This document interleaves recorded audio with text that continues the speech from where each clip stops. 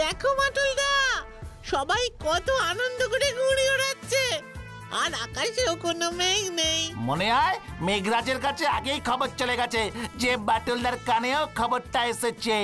ঠিক বলেছিস।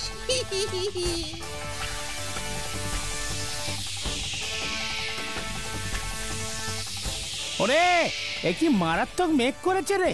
চল চল, আর ঘুড়ি ওড়াতে হবে না, বাড়ি চল বাড়ি চল।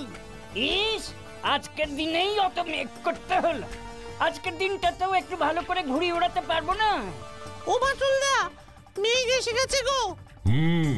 তোরা এখানেই থাক, আমি আসছি। মাটুলদা মেঘরাজার কাছে চললো।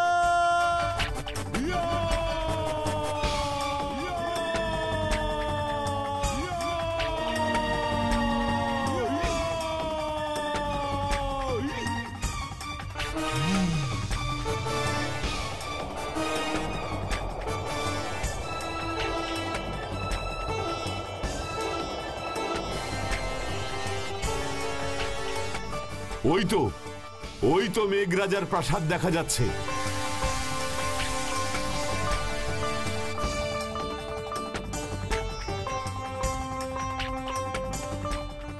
প্রণাম নেবেন মেঘরাজ। কি, কে তুমি? এখানে কি করছো? আমার নাম বাটুল। তুমি আমার কাজে বাধা দিচ্ছ কেন? অপরাধ নেবেন না মহারাজ, আমাদের মতো কৃষি প্রধান দেশে মেঘই আমাদের আশা ভরসা। মেঘ বৃষ্টি না হলে চাষবাস ভালো হয় না, তাই আমরা আপনার পরম ভক্ত। তাই যদি হবে, তবে তুমি কেন এভাবে আমার সব মেঘ কেটে দিচ্ছ? ওই ঘুড়ির দল এসে আমার কোলে আশ্রয় নেবে বলেছে, আমি ওদের কথা দিয়েছি। আজ পৌষ সংক্রান্তি, আজকের দিনে ঘুড়ি ওড়ানোর রীতি আছে। সারা বছর ধরে আজকের দিনটার আশায় কত মানুষ বসে থাকে, তাদের সকলের আনন্দ মাটি হয়ে যাবে আপনি যদি আসেন। শুধুমাত্র কিছু অলস ঘুড়ি যারা মানুষকে আনন্দ দিতে চায় না, তাদের ষড়যন্ত্রে যদি আপনি পৃথিবীর বুকে আজ নেমে আসেন, তবে আপনি সব মানুষের ভালোবাসা হারাবেন। অসম্ভব। পৃথিবীর মানুষ আমাকে ভালোবাসে, তারা আমাকে চায়। নিশ্চয়ই ভালোবাসে। ছোট ছোট ছেলে মেয়েরা ছড়া কেটে বলে, আয় বৃষ্টি ঝেঁপে ধান দেব মেপে। তবে তবে যে তুমি বলছো তারা চায় না আমি পৃথিবীতে যাই? না মেঘরাজ, ভুল বুঝবেন না।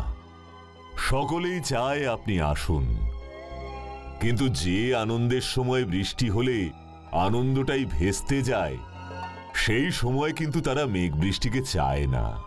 তাই তো ছোট ছোট ছেলে মেয়েরা ছড়া কেটে বলে, rain rain go away, come again another day.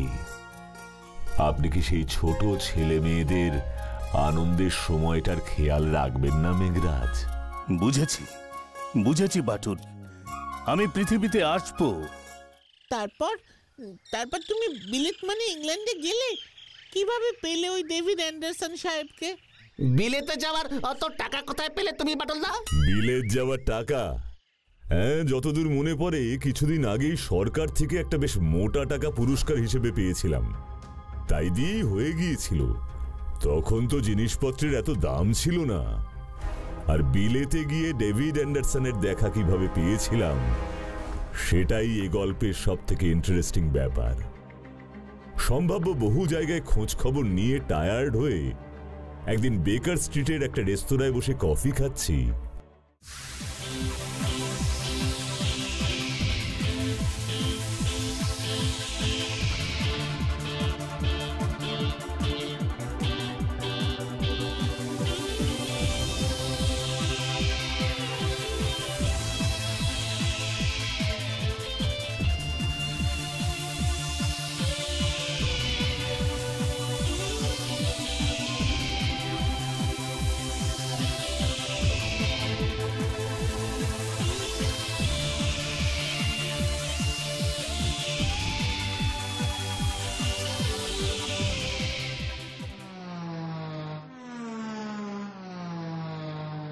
কি যে এখন করি? ব্রিটিশ হাই কমিশনের নথিতেও 1905-এ এমন কোন স্টিফেন অ্যান্ডারসনের নাম পেলাম না যিনি ভারতে পোস্টেড ছিলেন। দেশে ফিরে সুদিনবাবুকে কি যে বলবো, পারলাম না খুঁজে বার করতে ওর বন্ধুকে। I am David Anderson. May I share this table with you? What? কি বললেন? ডেভিড অ্যান্ডারসন আপনি? Any doubt? I think you are an Indian. Perhaps you heard my father's name, Mr. Stephen Anderson. হ্যাঁ, আমি তো আপনাকেই খুঁজতে। I know. আপনি জানেন, মানে আপনি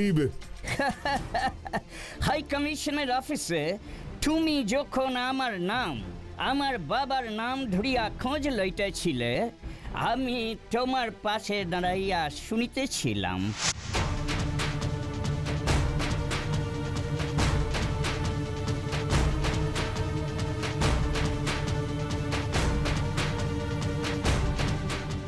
উহারা অত আগে রেকর্ড প্রিজার্ভ করে না।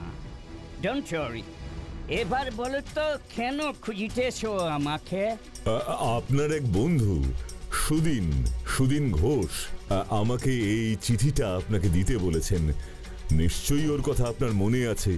ছেলেবেলায় আপনি যখন ইন্ডিয়ায় ছিলেন, সুদিনবাবু ছিলেন আপনার best friend. And also the killer of my father. What?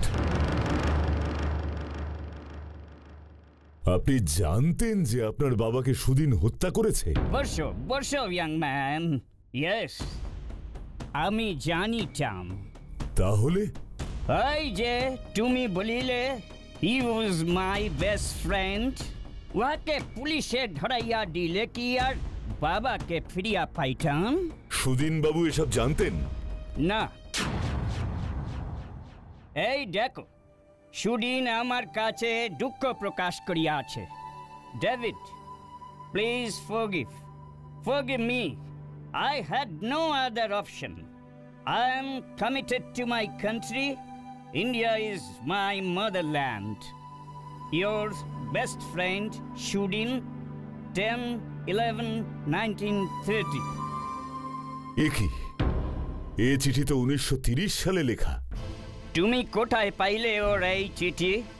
সুদিন তো ওর দেশকে স্বাধীন হইতে দেখিয়া যাইতে পারে নাই। যত দূর আমার মনে পড়ে, ওর তো ফাঁসি হইয়াছিল। এসব কি বলছেন আপনি মিস্টার ডেভিড? 1905 বাবার মৃত্যুর পর দেশে ফিরিয়া আসি আমরা। তারপর এখানেই আমি পড়াশোনা করি। এরপর ব্রিটিশ সরকারের চাকরিতে জয়েন করি। আমাকে ইন্ডিয়াতে পাঠানো হয় অ্যাজ আ ডিস্ট্রিক্ট ম্যাজিস্ট্রেট, এবং ফরচুনেটলি বেঙ্গল প্রভিন্সে। তখন সুদিনও বেশ জেনারেল বিপ্লবী। কিন্তু আমি যে ওর ছোটবেলার বেস্ট ফ্রেন্ড ডেভিড, সুদিন কোনো দিনও সেটা জানিতে পারে নাই, আমিও বলি নাই। তারপর সুদিন বাবুর যখন ফাঁসি হলো, তখন কি আপনি ডিস্ট্রিক্ট ম্যাজিস্ট্রেট? নো, আমার সময় তার আগেই শেষ হইয়া গিয়াছিল। বুঝলাম। সুদিন বাবুর ফাঁসি হলো কেন? আগেই তো বলিলাম, আমাদের মানে ব্রিটিশ সরকারের চোখে ও ছিল মোস্ট ওয়ান্টেড ক্রিমিনাল, আর তোমাদের মানে ভারতীয়দের কাছে সুদিন বিপ্লবী লিডার। তারপর আবার কি, একজন ব্রিটিশ গভর্নমেন্টের একজন লয়াল কর্মী হিসাবে আমার উপর রেসপন্সিবিলিটি ছিল সুদিনকে অ্যারেস্ট করা। আমিও দক্ষতার সাথে উহাকে অ্যারেস্ট করি। বিচারে উহার ফাঁসি হয়। তবে মৃত্যুর আগের মুহূর্ত পর্যন্ত ওর জানিত না যে আমি ওর ছোটবেলার বন্ধু ডেভিড।